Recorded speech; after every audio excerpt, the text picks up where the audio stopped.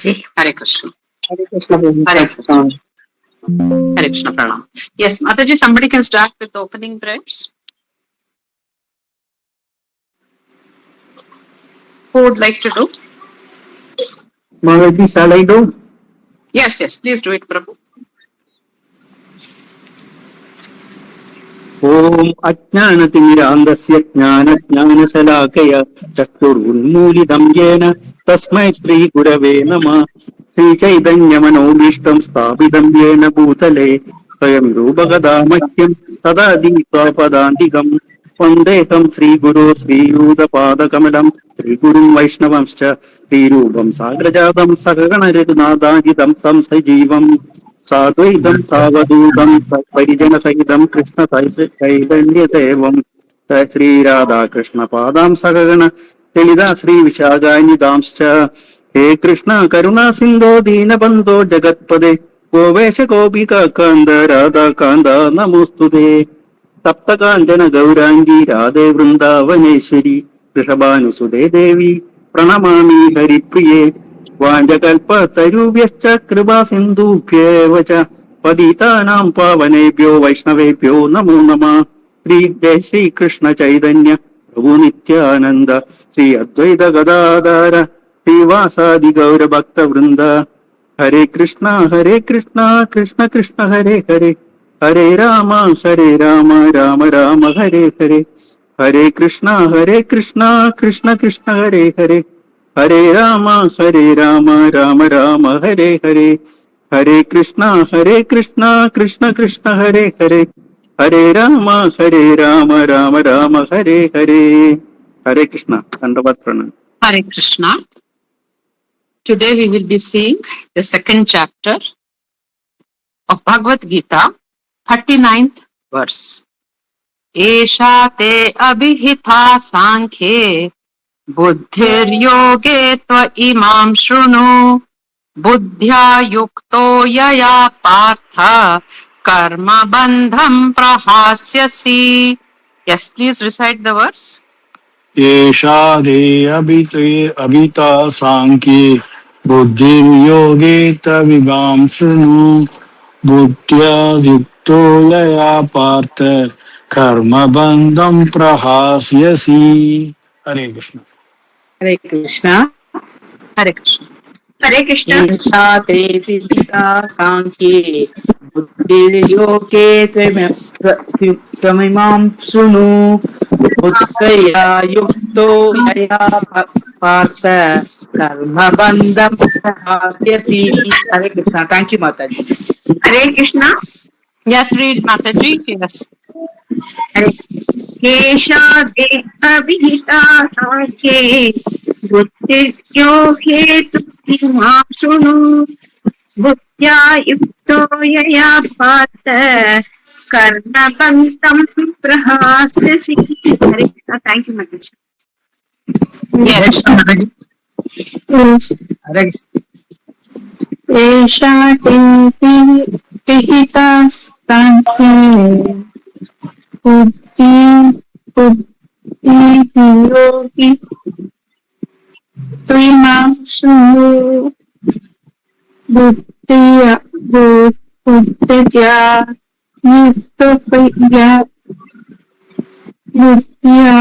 yukto yaya Mataji, buddhya yukto yaya partha. Buddhya yukto yaya partha. buddhya yukto yaya partha karma bandham prahasyasi. Yes. Hare Krishna Mataji. Yeah, please recite, Prabhu. Thank you.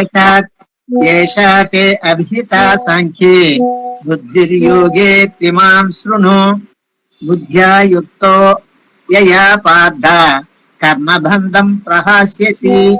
Hare Krishna. Hare Krishna. Yes. Esha te abhita sankhyo buddhiryoge imam shrunu buddhya yukto yaya partha karma bandham prahasyasi. Thank you, Mataji. Hare Krishna. Hare Krishna Mataji. Yes. Esha te abhita sankhye बुद्धिर्योगे त्वमां शृणु बुद्ध्या युक्तो यया पार्थ कर्मबन्ध कर्मबन्धं प्रहस्यसि हरे कृष्ण माताजी Yes. हरे कृष्ण माताजी Yeah. एषा ते अभिहिता सांख्ये बुद्धियोगे कृत्वां शृणु बुद्धया युक्तो यया पार्थ कर्मबन्धं प्रहस्यसि हरे Krishna Ajay, Hare Krishna. Yes. Now we'll see the word to word. Esha, all this, te, unto you, Abhihita, described, Sankhya, by analytical study, Buddhihi, intelligence, Yoge, in work without fruitive result. Tu, but, Imam, this, Shrunu, just here. Buddhya, by intelligence, Yuktaha, dovetailed, Yaya, by which, Partha, O son of Pritha, Karma Bandham, bondage of reaction, Prahasyasi, you can be released from. Translation and purport by His Divine Grace A.C. Bhaktivedanta Swami Prabhupada. Jai Srila Prabhupada. Thus far, I have described this knowledge to you through analytical study. Now, listen as I explain it in terms of working without fruitive results. O son of Pritha, when you act in such knowledge, you can free yourself from the bondage of works. So, in the previous verse, we had seen Krishna telling Arjun to do his duty without being attached to the result. He said, don't be disturbed or don't expect anything out of your action. Just do your duty to the best of your ability. And saying that, now Krishna is going to explain how this can be done. We have something called the theoretical knowledge. We have the wisdom of Gita. But how do we apply it in our day-to-day activities or in our life? So Krishna is saying, now I'm going to explain to you how you have to implement this knowledge. I have given you the knowledge that you act, you do your duty without expecting anything. And then once you work like that, Krishna says, you will be free from the bondage of work. It will not entangle you. So Prabhupada has explained in the purport about Sankhya. What does Sankhya mean? Sankhya philosophy means which describes the real nature of the soul. So we have seen from verse 2.11 to 2.30, that is called the Sankhya Yoga, where we saw the nature of the soul.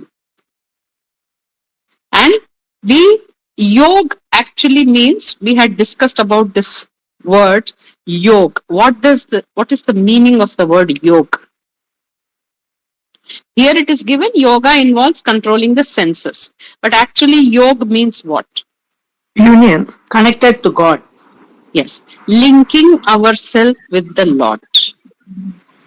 So when Krishna now is going to speak about Karma Yoga, that means you act for the Lord. That is what Krishna is going to explain, how this can be done. So Prabhupada, Arjun actually was ready to give up his primary duty of fighting as a Kshatriya because he was very unhappy that he has to kill all his relatives and kinsmen. And then he thought that by giving up this battle or abandoning this battle, he would be free from sin and, he would be actually admired by others or appreciated.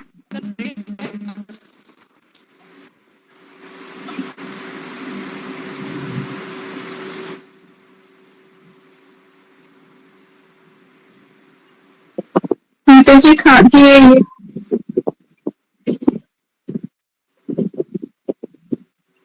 Anybody else have any problem? I can't hear anything. Mathaji has left. Hare Krishna, Hare Krishna. No, I think it just got disconnected. Yes, I'm back here. Can you hear me? Yes.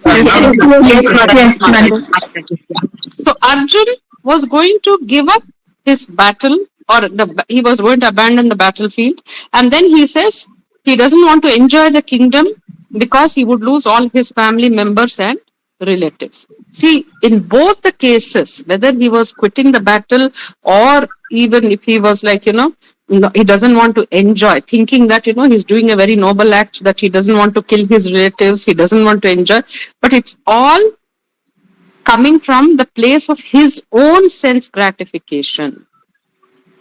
The basic principle is for Arjun that I will not be happy if I kill my relatives. If I, kill so many of my relatives, I will incur sin. So he was thinking from his own point of view, his own gratification, his own, well-being. And then he also says that, happiness derived from conquering them or happiness derived by seeing kinsmen alive, everything is only sense gratification. And now, that's why Krishna is saying that whatever reasons you have given for not fighting are for your own sense gratification, for you to feel you have done right, you to feel that you are great, even though others will not appreciate your action. That's what Krishna says. You're going to get, you lose your good name. People will call you a coward because you ran away from a battle. So, using the knowledge, applying the knowledge is also a skill. So, how to use this wisdom is what Krishna with us in the coming shlokas. So Krishna has told, forget about any of the result, just do your duty. And then Krishna, of course, explained in length about the body and soul and how even if Arjun kills his relatives, anyway he cannot kill the soul, it will be eternally there. And then he describes, and we have gone through all those verses. And then he describes how this body is temporary and how it anyway will be annihilated. So in that process, one should not give up the duty. And then Prabhupada here mentions about the Sankhya philosophy of an atheist called Kapila. See, originally there is Kapil Muni, who is the son of Kardama Muni and Devahuti. He is the incarnation of the Lord. He is mentioned in Srimad Bhagavatam. His Sankhya philosophy is authentic. He is the incarnation of the Lord. But then there is one atheist called Kapila. He also propagated some Sankhya philosophy. So one should not follow that. So here, according to the Vedic description, whoever is described as the Supreme Lord or whichever incarnations are mentioned in the Shastra, only they have to be accepted and their teachings followed. Others, we need not. And here, then Prabhupada speaks about how the Vedas indicated that the Lord glanced over this Prakriti and then it was activated and then all these individual souls were, impregnated into this Prakriti, and all these souls are in this material world for their own sense gratification. And for them to enjoy, Lord has created illusion, a Maya, where they have forgotten their original selves. They have forgotten their relationship with the Lord. And that's why they are enjoying themselves, thinking, they are just assuming that they are enjoying, but actually it is not enjoyment. And only after many, many births of enjoyment and suffering miseries in this material world, one will gain the knowledge to surrender to Vasudeva. So Arjun, in this case, has already surrendered to Krishna and accepted him as his spiritual master, Shishyasteham Shadimam Prapannam. So now Krishna is going to speak to him about how this knowledge can be used, the working process. Theory is different, working process is different. So that working process, he is going to speak from Buddhi Yoga. Buddhi Yoga, Prabhupada uses Buddhi Yoga not as like something like intelligence, but he says Buddhi Yoga can be described as Bhakti Yoga. Prabhupada uses this word Buddhi Yoga for Bhakti Yoga, and then he'll speak Karma Yoga. And Karma Yoga is without any attachment to the result. And the next step of Karma Yoga, that is working in Krishna conscious. You are working only for the pleasure of the Lord. Anyway, that all will be discussed in the coming chapters. And without devotional service, any yoga, do any yoga, it could be Karma Yoga, Jnana Yoga, Dhyana Yoga, without an element of bhakti, one will not be able to attain perfection. And Prabhupada mentions a line here, one who is therefore situated in devotional or transcendental loving service to the Lord, in other words, in Krishna consciousness, attains to this stage of Buddhi Yoga by the special grace of the Lord. So Buddhi Yoga means you have ultimately understood your position, you are engaged in the activities in your constitutional position. So that's why the Lord always says, one who is engaged in transcendental service out of love, he is the one who will be awarded the pure knowledge of devotion in love. This knowledge we discussed earlier when we were doing our introduction and various other topics. This is transcendental knowledge. This is divine knowledge, spiritual knowledge, and it is revealed based on our capacity, our surrender, our sincerity. And this knowledge being revealed to us is also the mercy of the Lord. Whenever Lord showers his mercy or chooses to shower mercy, he will reveal this knowledge to us, so that the devotee can very easily reach the Lord. So that's why Prabhupada says, Buddhi Yoga mentioned in this verse is the devotional service of the Lord. It's not the exact translation of Buddhi. Buddhi means what? What is the word Buddhi? Intellect or intelligence. Intellect or intelligence. But actually why it is translated as Bhakti Yoga is the most intelligent person is the one who knows the purpose of his life, human life or human form, and he engages in that particular action or activity which will elevate him to the topmost position and liberate him from this material existence. That's why Buddhi Yoga is called Bhakti Yoga. When you do devotional service to the Lord, you will purify yourself, you will elevate yourself, rise above the Trigunas, come to the Shuddha Sattva state, pure goodness, liberate yourself from this bondage. Till here, all these points are clear. Anybody has any doubt in this?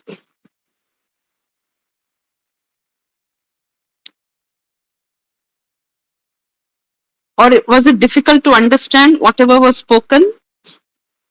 Anybody found it difficult to understand? No, Mathaji. No, Mathaji. For everybody it is clear why this Buddhi Yoga is said as devotional service? Yes, Mathaji. Yeah, very clear. Thank you. Yeah. So Prabhupada writes, Sankhya means analytical description of body and the soul. So knowing and understanding the difference between body and the soul is Sankhya Yoga. So Lord Krishna has made that analytical description of the soul, and after describing him about the eternal nature of soul and temporariness of the body and eternal existence of the soul, then Krishna brought Arjun to the point of this Buddhi Yoga or Bhakti Yoga. And Prabhupada writes, Lord Krishna's Sankhya and Lord Kapila's Sankhya in Bhagavatam are one and the same. They are all Bhakti Yoga. Whoever has read the instructions of Kapil Muni to his mother Devahuti, you will see the same instructions, whatever is there in Bhagavad Gita, the same thing he has spoken there. But only those who are not having the right understanding will differentiate between Sankhya Yoga, Bhakti Yoga. That is ultimately the Sankhya Yoga is the theoretical knowledge and Bhakti Yoga is the practical implementation of that knowledge. And what is actual Buddhi Yoga? Prabhupada says, to work in Krishna conscious. That is, work for the satisfaction and pleasure of the Lord. And then automatically he will elevate himself by the grace of the Lord. Because what happens is when one surrenders to Krishna, he is not doing things all alone. He is doing the sadhana bhakti. He is doing the devotional service practices. And at the same time, the Lord is also showering his mercy on him. It is said that if the jiva takes one step towards the Lord takes one step towards the devotee. But the Lord's one step is equivalent to 10 steps of a devotee, because the Lord is unlimited. He is much more superior than us. So we keep getting the grace of the Lord, so it becomes easier for us to progress. But for that, the surrender has to be proper. And one need not strive to gain excessive knowledge also, because that will also kind of distract us, confuse us. Whatever knowledge is given and the acharyas have interpreted them or explained to us in the way they have realized, if we can follow that, it is more than enough. Because if you spend a lot of time in acquiring knowledge, then it will take time for you to practice that knowledge. Then there will be a lot of confusion, especially in Kali Yuga, because there's abundant interpretation of the scriptures. Each person who, whether he is qualified or not, has given interpretations or explanations on Bhagavad Gita. If we start following that, then we will be confused. So, lastly, Prabhupada mentions Buddhi Yoga is therefore the transcendental quality of the work that we perform. Now, what is this transcendental quality of work? Can anybody say? What is this transcendental quality of work? Buddhi yoga related with devotion. Yes. Activities you are doing with devotion, not for your enjoyment or sense gratification, but for the pleasure of the Lord.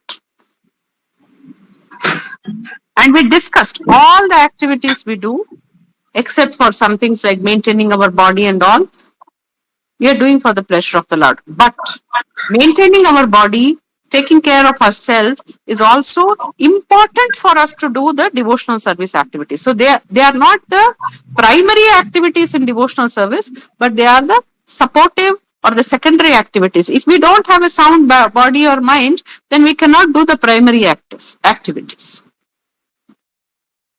So, yes, Mathaji. Here, our Prabhupada is in Bhagavad, what he is emphasizing about the Nartiha Kapila. Nartiha Kapila. Can you tell one more time? Sankhya philosophy, Mathaji. Kapil Dev, we had spoken about Sankhya philosophy. He described about soul and body, Mathaji. That is Sankhya philosophy. Kapil Dev is incarnation of the Supreme Lord. Yes.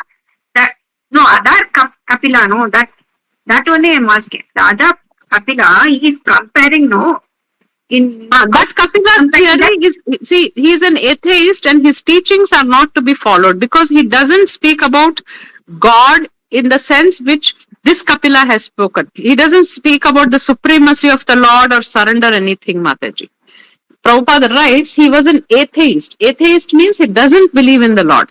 So whoever is an atheist, we don't even read or listen or try to understand their philosophies, Mathaji. Actually, first time I'm hearing this about this. Yeah, there is some propagation in between. It has gone. I mean, that's why they say that you should not focus on that because atheists are those who just don't believe in the concept of Lord. So then there's no point in listening to their philosophies, Mathaji. Okay. That is emphasizing, no? Yeah. The is emphasizing in this purport. Yeah, so that's what he's saying. This Sankhya has nothing to do with the Sankhya philosophy of atheist Kapila. Long before the impostor Kapila Sankhya, the Sankhya philosophy was expounded in Srimad Bhagavatam. Originally, Lord Kapila, incarnation of the Lord, had spoken this Sankhya philosophy, but in between some impostor has come in the name of Lord Kapila and he spoke some philosophy. That we should not accept, Prabhupada is saying, Mathaji. It is also said Kapila Gita, no? Kapila Gita.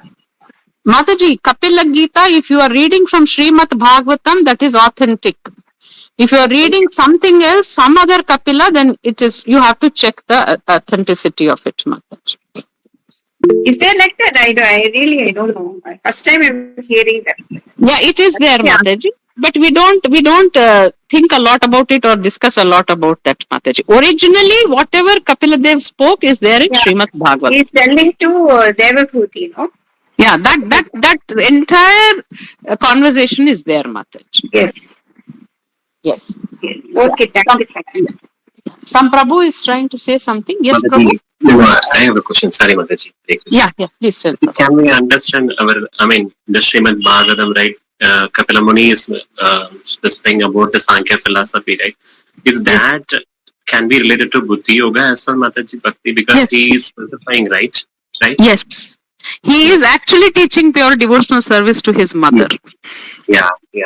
So it's the same as what Krishna spoke, Prabhu. Okay, Mataji. So even if any devotee follows that also, they can be following Yes. the word. Yeah. Yes. Thank you. Yes, Prabhu. Thank Yes. you. Yes. So in the today's verse, whatever we have seen, it is about practically applying the knowledge. So here, how do we apply the knowledge of doing our activity without getting attached to the result? The simple question is to ask, what is my responsibility here? And how do we take up, before you start a task, what is my responsibility here?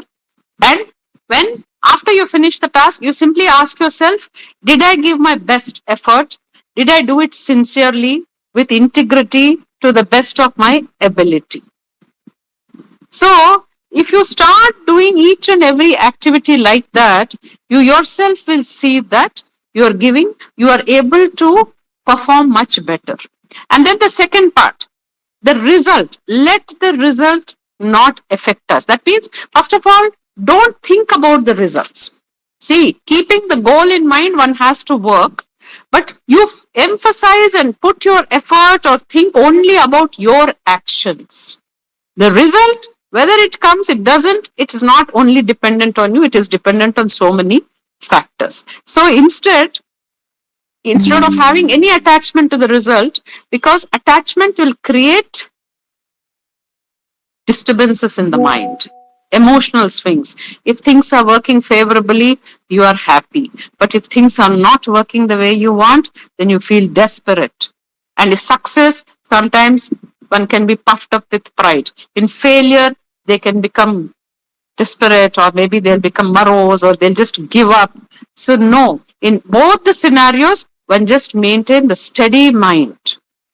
And if you see whatever Krishna has said, if you can maintain your mind steady, then in your success, you just remain steady and work further hard to achieve. And in your failure, you can just learn it. You can learn from the results and improve yourself.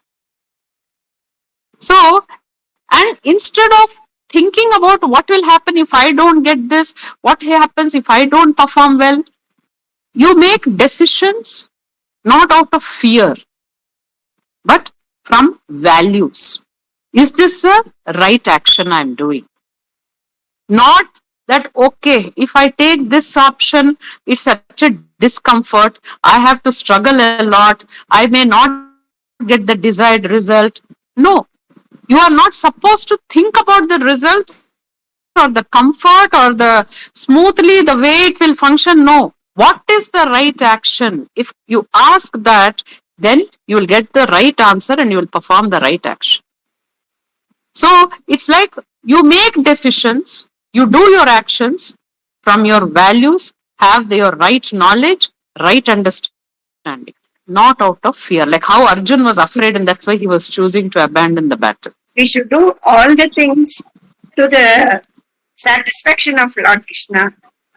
Yes, that is the ultimate. That is the ultimate. So even now, if you are not able to come to that level, because that is a very, very high level where you are doing each and every action for the pleasure of the Lord, day-to-day activities, you just question yourself before you start what is the right action. Whatever we do, we can think of Lord Krishna and do it. That you can do. That you can do. That you can That's do. only I meant. Yeah. So you can ask what is the right action, and then any conversation, even if you have to face a difficult conversation, or you have an ethical choice, or you have some principles, you have to choose which will align with my principle. Instead of avoiding, Abba, this is going to be uncomfortable, or if I have to have this difficult conversation with a person, I don't know how he will take it. But if you really feel it is necessary and it is right at that time to act, just act. Don't think of the result. Yes. Anybody has any doubts?